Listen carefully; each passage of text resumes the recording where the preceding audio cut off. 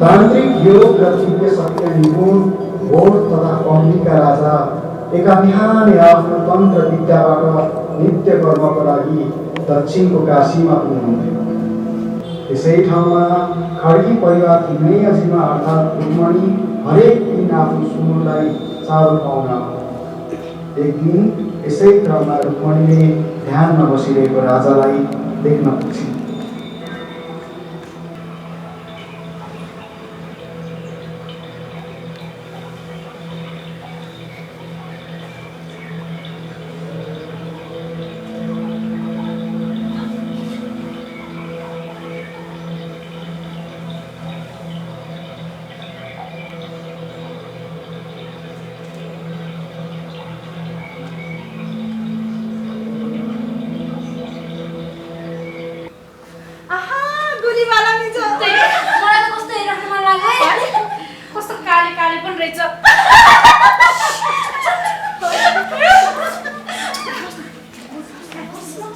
हजुरहरू को हुनुहुन्छ?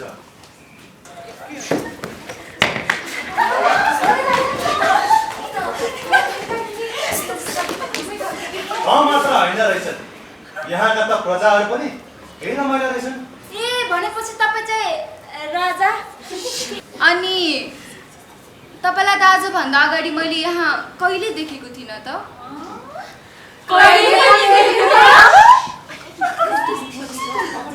म अर्कै राज्यको प्रजा, सायद त्यही भएर मलाई पहिले नदेख्नु भएको होला। त्यो त साथीहरूलाई पठाउनु पो भने। अनि साथीहरू छोडेर बिरानो मान्छेसँग एक्लै बस्न डर लाग्दैन? आफ्नो सम्झे आफ्नो, बिरानो सम्झे बिरानो। त्यही माथि तपाईँ बाघ भालु होइन क्यारे? कान्तिपुरका मान्छेहरू कुरा गर्न निकै सिपालु, कारण नै त चाहिँदैन। अब फेरि कहिले आउनुहुन्छ त यहाँ? कहिले आउँ भन्नुहोस्। मैले भनेकै समयमा आउनुहुन्छ र?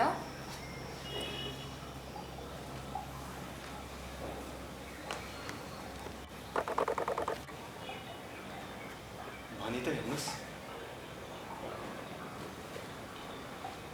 हुन्छ, अहिले चाहिँ म जान्छु, ढिला गइसक्यो।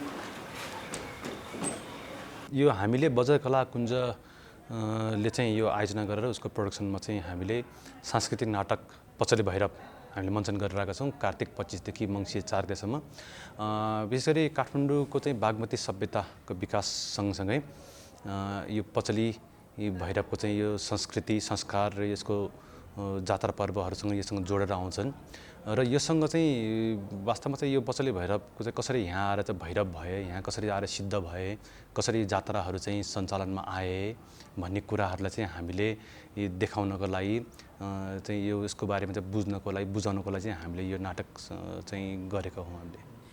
विशेष गरी यो भैरव, यो पचले भैरव भन्ने बित्तिकै हामीले चाहिँ किराँती दोस्रो राजा पलम्बरलाई चाहिँ हामीले बुझ्छौँ। त्यसले जो चाहिँ भोट बनेपा र फर्पिङको चाहिँ राजा थिए त्यो बेला, र जो चाहिँ आफ्नो तन्त्र साधनामा एकदम पोख्त।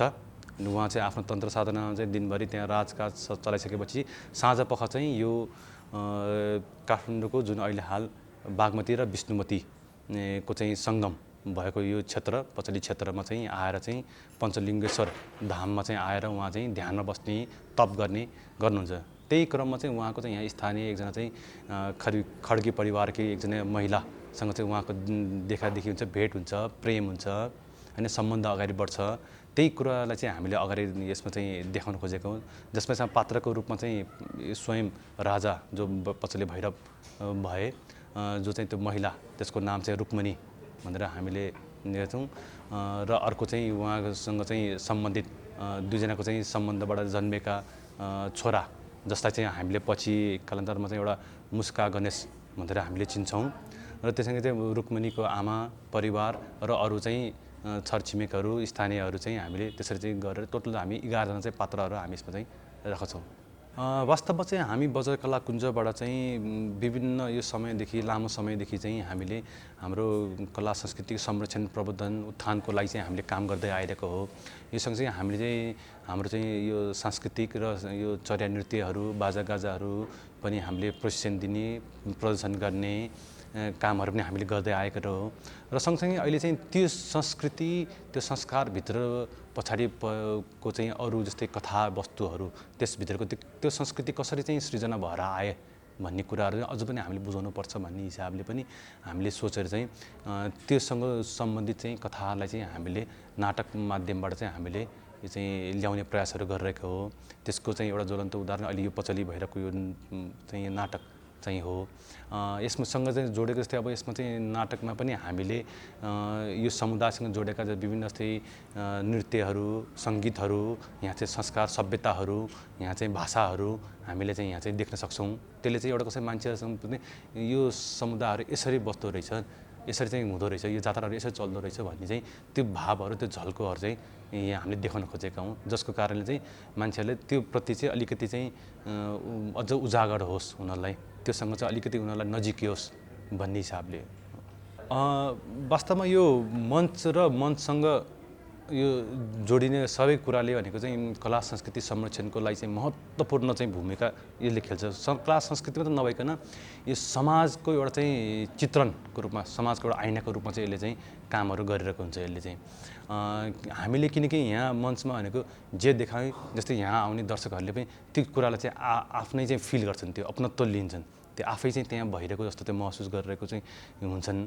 त्यो कारणले हामीले चाहिँ यहाँ चाहिँ जे हिसाबले देखाउँछौँ त्यो कुरा नै चाहिँ एउटा ऐनाको रूपमा चाहिँ त्यहाँ प्रस्तुत भएको हुन्छ। अब हामीले चाहिँ यहाँ चाहिँ हाम्रो संस्कृतिको रूपमा हाम्रो सभ्यताको रूपमा चाहिँ हामीले यहाँ जसरी देखाउँछौँ त्यो भोलिको रूपमा चाहिँ एउटा चाहिँ चिनारी त्यो हुन जान्छन्।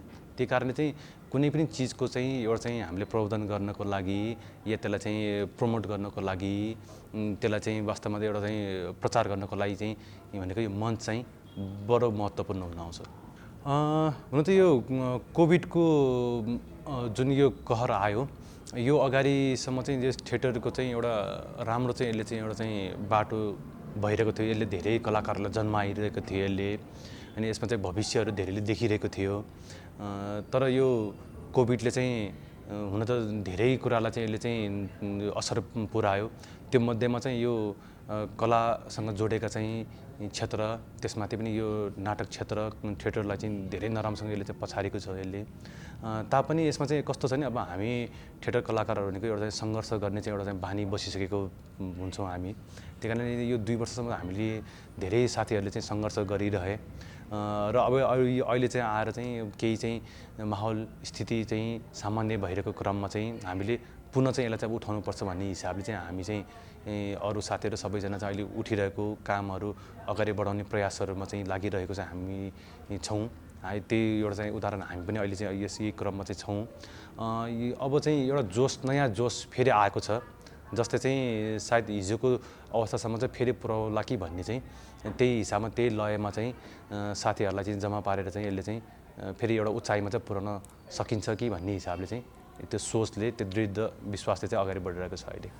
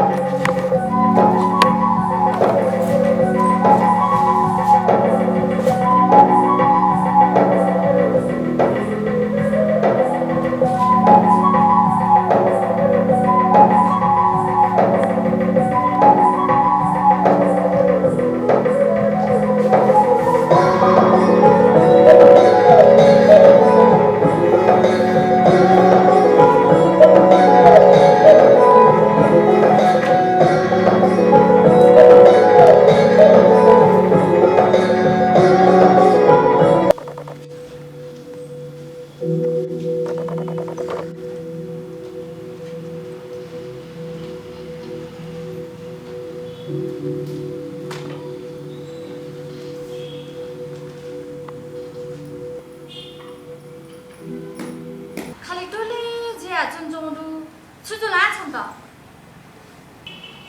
जिगु थी मजिउदी त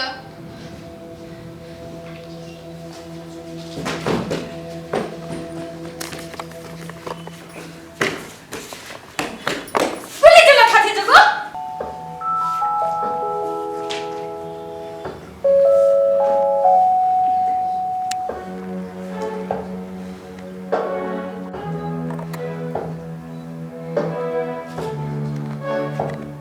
हामीले विशेष गरी चाहिँ यस्तै हाम्रो संस्कृतिसँग जोडेका कथाहरूलाई हामी बढी फोकस गर्छौँ किनभने अब पछिल्लो समय जस्तै अब कतिपय साथीहरूले जस्तै अब यो विभिन्न जस्तै अब नोभेलको विभिन्न जस्तै अब विदेशी यो स्टोरीहरूको कथामा चाहिँ जोडेर चाहिँ रूपान्तरण गर्ने चाहिँ एउटा चाहिँ लहर पनि आइरहेको चाहिँ हामीले पाएको छौँ तर त्योलाई चाहिँ चिरेर हामीले चाहिँ हाम्रै माटोमा भएका हाम्रै समुदायमा भएका कथा संस्कृति र यो चिनारीहरूलाई चाहिँ हामीले उठाउनुपर्छ त्यसलाई चाहिँ जो चाहिँ दबेका कथाहरू जसले चाहिँ एउटा समाजलाई चित्रण गरिरहेको छ समाजलाई चाहिँ केही चाहिँ यसले चाहिँ दिन सक्छन् त्यो कुराहरूलाई उठाउनुपर्छ भन्ने हिसाबले चाहिँ हामी त्यस्ता कथाहरूलाई उठाइरहेका छौँ जस्तै अहिले योसँगै योभन्दा अगाडिको हामीले पहिला चाहिँ कुमारी को चाहिँ एउटा कथाले चाहिँ कुमारी नृत्य नाटक हामीले प्रस्तुत गरेका थियौँ जसले चाहिँ कुमारी सभ्यता कसरी चाहिँ विकास भयो कुमारी कसरी चाहिँ बन्यो त्यो प्रथा कसरी आयो होइन भन्ने त्यो कुरालाई चाहिँ हामीले देखाउन खोजेका थियौँ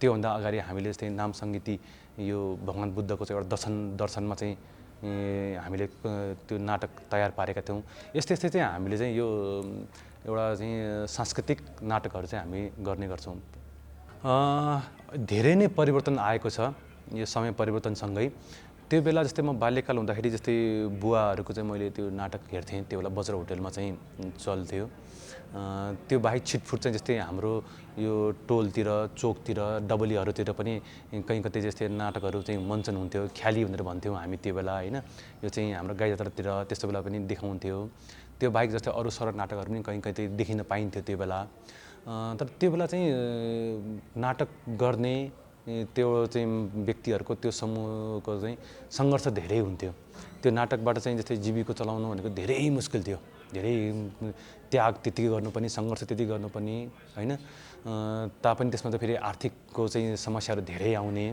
र त्यो बेला नाटक गर्ने मान्छेहरूलाई चाहिँ व्यक्तिहरूलाई त्यो हेर्ने दृष्टिकोण पनि अलिक फरक थियो त्यो बेला चाहिँ अलिकति नाटक गर्ने रहेछ यिनीहरू भन्ने होइन त्यो तरिकाले चाहिँ तर त्यो भित्रको सङ्घर्ष त्यो भित्रको अध्ययन त्यो भित्रको उहाँको चाहिँ एउटा चाहिँ भोगाइहरू त्यो चाहिँ देखिन्न थियो क्या तर अहिले आएर चाहिँ यो समयमा आएर चाहिँ एउटा चाहिँ क्रान्ति आएको छ होइन यसको लागि चाहिँ अग्रजहरूले धेरै चाहिँ योगदानहरू पनि दिनुभएको छ र गुरुवर्गहरूले पनि होइन अहिले चाहिँ नाटक र यो थिएटर भन्ने चाहिँ मान्छेहरूको आकर्षण छ यसमा चाहिँ होइन आजभोलि जस्तै कुनै अब तपाईँले फिल्म क्षेत्रमा जानुभयो या कुनै अरू क्षेत्रमा जानुभयो भने साहित्य क्षेत्रमा पनि होइन यो नाटकबाट आएको यसमा चाहिँ लागिरहेको मान्छेहरू भन्ने बित्तिकै चाहिँ एउटा हेर्ने चाहिँ दृष्टिकोण अहिले चाहिँ एउटा इज्जतले हेर्ने एउटा सम्मानले हेर्ने त्यो चाहिँ एउटा चाहिँ हामीले पाएको छौँ किनकि यसले चाहिँ त्यो कुराहरूलाई पनि उसको चाहिँ हरेक हावभावमा उसको व्यवहारमा उसको सोचाइमा पनि त्यो देखिन्छ पनि त्यो कुरा नि जस्तै अब नाटकै क्षेत्रबाट चाहिँ गएकाहरू जस्तै अब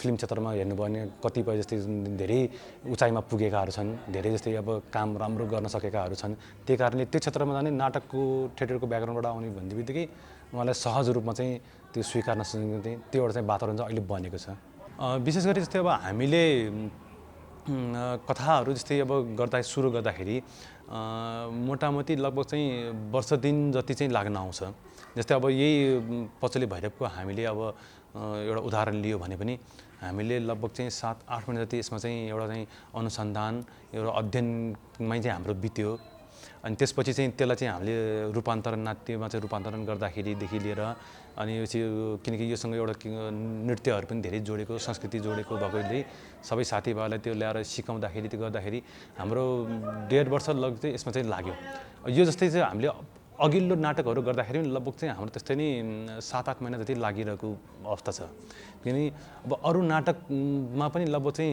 4-5 महिना टाइम लाग्छ नै भनेदेखि यो सांस्कृतिक नाटकहरूमा चाहिँ अझ अलिकति बढी चाहिँ समय चाहिँ लाग्ने हुन्छ यसमा चाहिँ विशेष गरी जस्तै हरेक संस्कृति भनेको समुदायसँग जोडेको हुन्छ बिल्कुलै हैन। त्यो समुदायलाई नै त्यसले चाहिँ त्यो संस्कृतिले त्यो चलाइरहेको हुन्छ।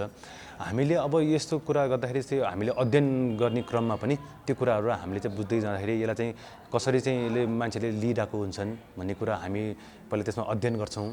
अनि त्यो अध्ययन पनि त्यही समुदायमै बसेर हामी जान्छौँ गर्छौँ। अनि त्यसलाई चाहिँ अब कतिपयलाई चाहिँ यसरी प्रस्तुत गर्दाखेरि कुन हदसम्म जानु हो हैन, त्यसलाई कुन हिसाबले प्रस्तुत गर्ने, त्यो विशेष गरी कसरी कुनै कुरा त प्रस्तुत गर्दा त्यसले चाहिँ दिन खोजेको कुरा के हो हैन, त्यसको चाहिँ अर्थ के हो, त्यसको त्यो कुरा हामी बुझाउन खोज्छौँ। त्यो कसै नाकि कसैको त्यो उसले चाहिँ सेन्टिमेन्टमा उसको चाहिँ एउटा चाहिँ आस्थामाथि त्यो ठेस पुर्याउने हो कि त्यो आस्थाले चाहिँ वास्तवमा चाहिँ दिन खोजेको कुरा के हो, त्यसको दर्शन के हो, दर्शन चाहिँ हामी बुझाउन खोज्छौँ। र त्यो दर्शन यदि त्यो बुझेको खण्डमा चाहिँ त्यो व्यक्तिहरूले समुदायले सहज रूपमा चाहिँ स्वीकार्छन् भन्ने हामीले चाहिँ बुझेका छौँ। अहिलेसम्म पनि त्यही हिसाबले हामीलाई चाहिँ स्वीकार रहेको चाहिँ अवस्था छ अहिले।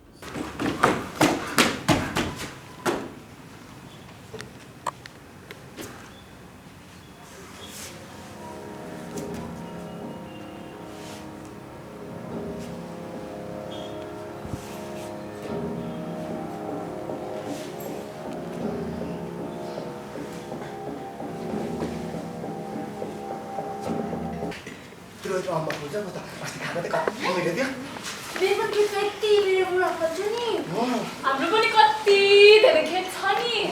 अस्ति न मेरो अबुले खेत लानु भएको थियो, मेरो त यति खुट्टा नै काटिएको यति। अनि मेरो अबुले बेसरी तारेर निकाल्नु भएको।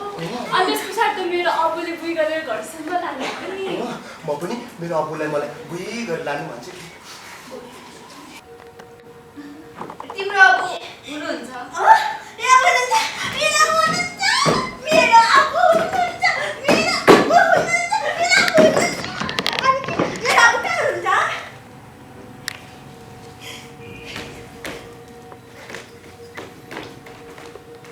तिम्रो अबु टाढा जानुभएको छ।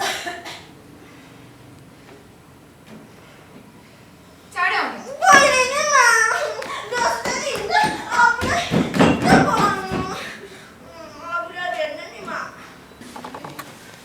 उहाँ भैरव हो। केही समय अघिदेखि यहाँ आएर गहिरो ध्यानमा बस्ने गर्नुहुन्थ्यो। एक दुई पटक मेरो कुरा पनि भएको थियो। भगवान